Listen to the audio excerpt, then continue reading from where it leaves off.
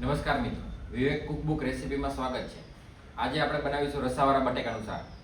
બટેટા, ટમેટા, લસણ અને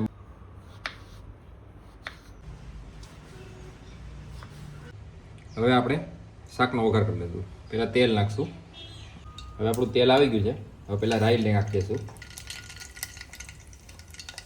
ત્યારબાદ આખું જીરું નાખશું. હવે આપણે મીઠા લીમડાના પાન નાખી દઈશું.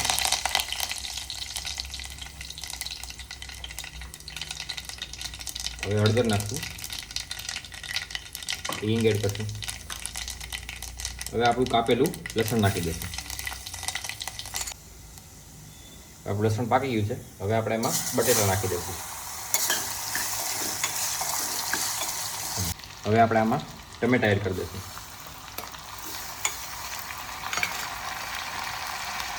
એટલે સ્વાદ પ્રમાણે મીઠું નાખશું.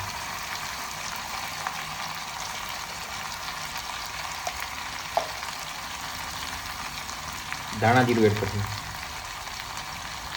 લાલ મરચું નાખશું. હવે આપણે આમાં પાણી નાખી દઈશું. હવે આપણા રસાવાળા બટેકાનું શાક બનીને તૈયાર થઈ ગયું છે. જો તમને રેસીપી સારી લાગી હોય તો શેર, સબસ્ક્રાઈબ અને લાઇક કરવાનું ભૂલતા નહીં.